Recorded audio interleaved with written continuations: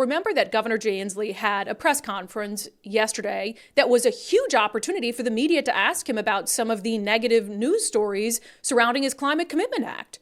I mean, there were hundreds of questions you could have asked the governor that were hard-hitting and relevant, and so we're sitting here watching it. There were only 3 reporters who asked questions. And there might have been additional people in the room, but there were only 3 reporters who asked questions, and then they took a 4th question from the same reporter who asked the first question. So that told me there are only three reporters in the room who are interested in asking questions. And we have seen this at significant news events where there are a handful, sometimes only 1 or 2 reporters in the room, even when it's someone like Governor Jay Inslee. And I'll bring up, a key question that no one asked him about of the reporters who were there yesterday. They didn't ask him about the WSDOT whistleblower. They didn't ask him about the former state employee who says he chose to resign rather than lie about the impact that Governor Jay Inslee's Climate Commitment Act would have on gas prices. That's a huge story. It's one of the biggest stories of the year. And that's an opportunity to ask Governor Jay Inslee, who was dodging the King 5 investigative reporter who did that story. That's a great opportunity to be there and to ask him that question. Didn't happen.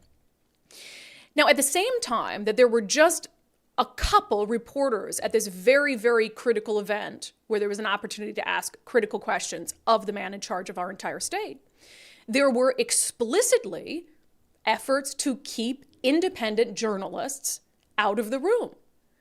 One of those journalists we found out being our friend Jonathan Cho.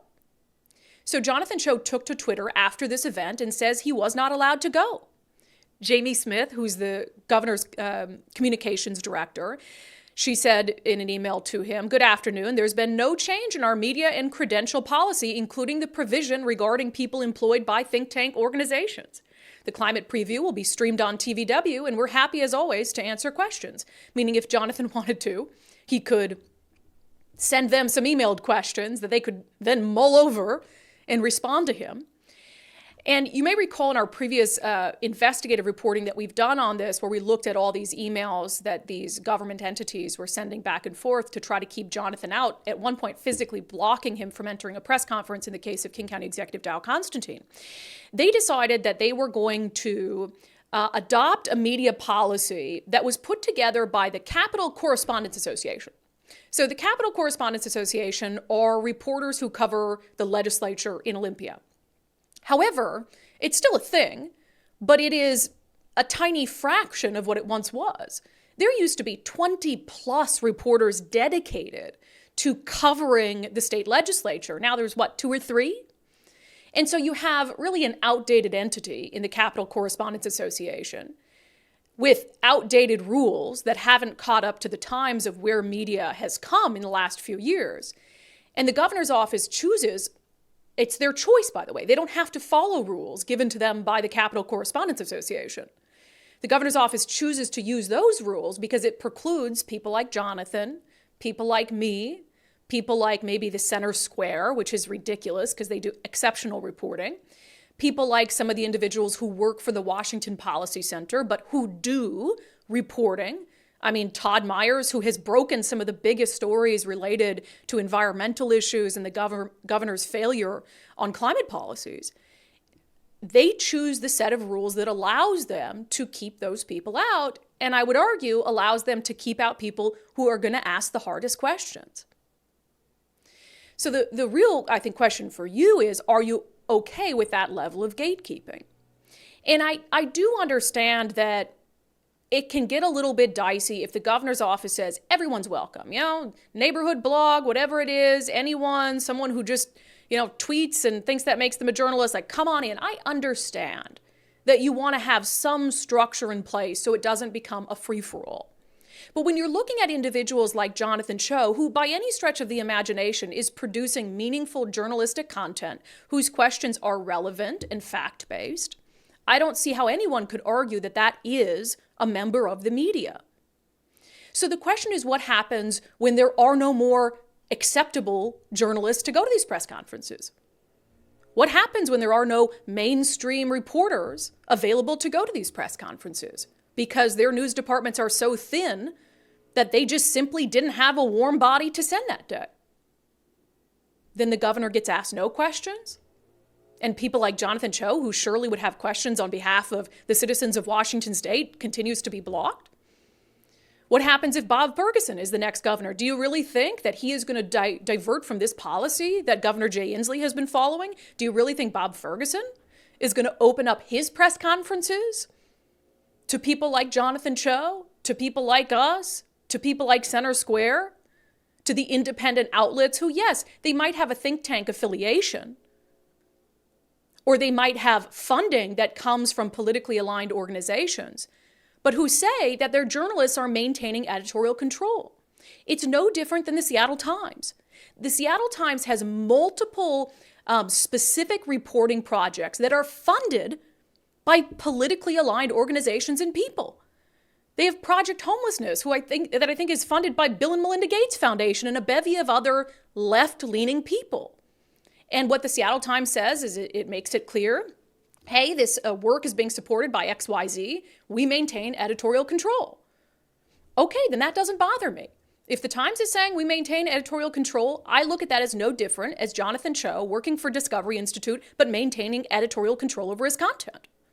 So this is really troublesome stuff, because especially now, and I'm going to get to our daily show poll, which to me speaks to the seriousness of some of the things that Governor Jay Inslee has been doing and concealing and lying about. So when you're in a time like this, when you've got a governor who should be under immense scrutiny for some of the things that he said and done, and they conveniently are able to block out, using outdated rules, people who they know will press him on those issues.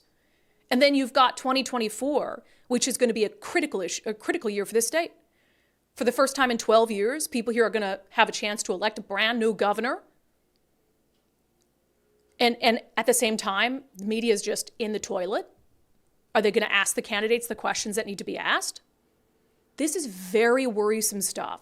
And the gatekeeping, if you have elected leaders who truly care about the First Amendment, about a free press, about the ability of journalists, whether they're independent or work for a mainstream outlet, to be able to get valuable, critical information on behalf of the people those elected officials serve, then the gatekeeping has to stop. And there has to be a demand on both the left and the right that these rules are reworked in a way that allows elected leaders to be faced with the scrutiny that they should be faced with. One of the things that's really bothered me about all of this is that the mainstream media, silent when this stuff happens. Silent.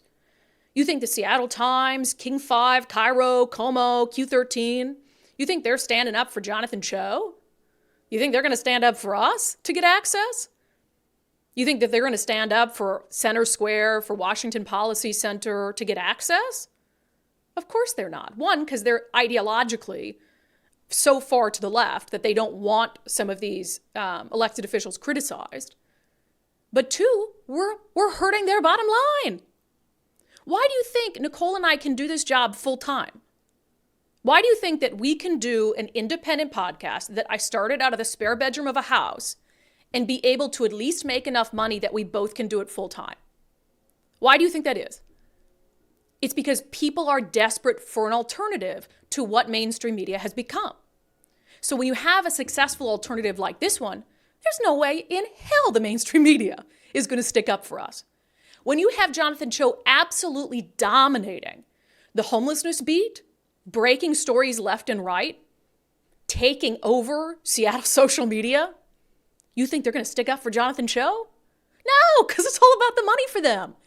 They don't, if King, Cairo, Como, Crosscut, Seattle Times, Stranger, if they cared about the First Amendment, if they cared about holding elected officials in this state accountable, if that is really what they cared about, which I hope it would be because they're journalists, right? Well, not the Stranger. Did I mention the Stranger? They're not journalists. But I still think the Stranger should have access to press conferences, right? I don't care if they put out reporting that is entirely slanted. That doesn't bother me. They have every right to be there. And I have fought for other outlets. We've been morally consistent on this issue, but it shows you those newsrooms care about their bottom line and their own egos. They don't like to see independent outlets doing well, making them irrelevant. So they're not going to stand up for the First Amendment. They're not going to stand up for you and what you deserve. which is a robust media environment where elected officials like Jay Inslee are held accountable and where people like Jonathan Cho are allowed to hold him accountable. All right, speaking of Governor Jay Inslee's press conference yesterday. So on the show, and on Twitter before the show, I said that it was one of the most horrifying things I've seen the governor do, just shameless. He's asked, one of the 4 questions that he got asked was about what he would say to people who are supporting the initiative to repeal the Climate Commitment Act, people who are concerned that that is taxing those who can least afford it. Rather than answer the question, which was a legitimate question, what did he do? Gathered up the children to use them as political pawns. Well, let me show you. Instead of telling you, let me show you what I would say to those people. Why don't all you kids come on up here? Can you guys come on up here? That's a pretty good question. What would I say to those people who want to allow the oil and gas industry to pollute to their heart's content for as many years as they want and put their toxic gases into the atmosphere of the state of Washington? What would I say to them? What I would say to them is these kids, when they're 72 years of age, like I am, will have a Washington state where there's some trees that haven't burned down, where they can breathe because forest fire smoke is not ruining their lungs, where their mom and dad got little help financially with their utility bills, where they can get on a school bus that's electric and drive for free. What I would say to them is these kids deserve those things. It's just, first of all, totally set aside that some of the stuff he's saying makes no sense. I mean, a majority of the forest fires here are human caused, and there are a lot of reasons why they get so bad, like our failure to properly care for our forests and clear them, etc. All that aside, I said that it was shameful, and I called it gross, that his response to a legitimate question is to gather, 6, 7-year-olds? They looked like the kids who don't even know what he's talking about. They were just told by an adult to come there and hold a sign, right? To gather them in front of him was literal blocks between him and the reporter, and then use them to manipulate your emotions into forgetting what the question was even about, something the governor has done before. We played examples of it yesterday. They probably can't even read the kids? The signs that they're holding. Like, what is this? They're like very little. Down. So anyway, our friends at the Center Square, which God bless them for this, they reached out to the governor's office to ask about my assertion that this is Inslee using these kids as political pawns. Bravo, Center Square. Who else would do that? That's what I'm talking about. Mm-hmm. The Center Square, why they're like, oh, you can't come into our press conferences. Why? Because they'll ask questions like that. The article says, in answering a question from a member of the media about the carbon tax impacting those who can least afford it, Inslee brought up several of the children in attendance before answering the question by railing against fossil fuel companies for polluting the air and saying he would do something about that. Undivided podcast journalist Brandi Kruse took to X to accuse Inslee of bringing up little kids to use as political pawns. The Center Square reached out to the governor's office for a response to Kruse's take, and this is what Mike Folk, the governor's press secretary, said. It was heartwarming. Of course, the governor's press secretary would say that Governor Inslee using tiny children who couldn't even comprehend the signs they were holding to avoid answering a hard question was heartwarming. If that warms your heart, that's disturbing.